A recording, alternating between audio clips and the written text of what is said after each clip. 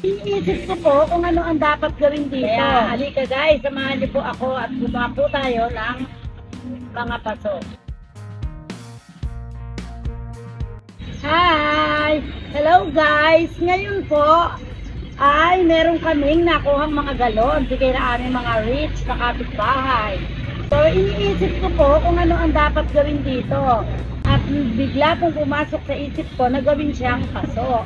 Kagaya po nito. Kung bibili po tayo ng paso, mahal po at hindi pa siya ganun katibay. Pero ito po, guaranteed na matibay. Kaya alika guys, samahan niyo po ako at gumawa po tayo ng mga paso.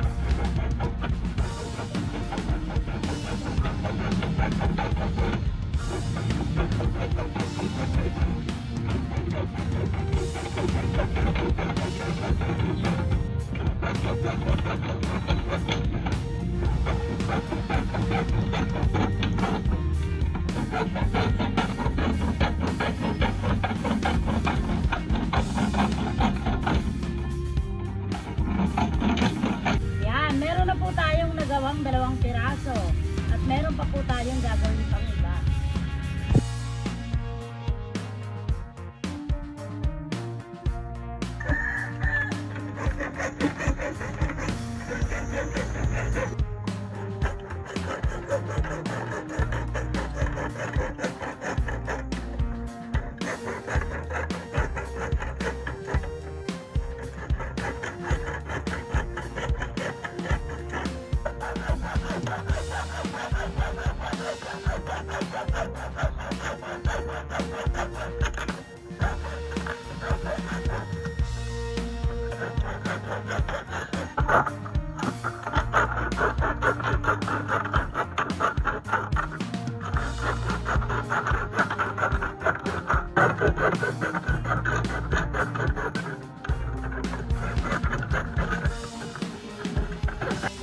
Guys, ito na po yung aming nabuo na gawang paso.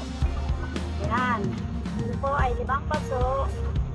Sa susunod po ay ang pagbubutas naman po ng mga paso ito.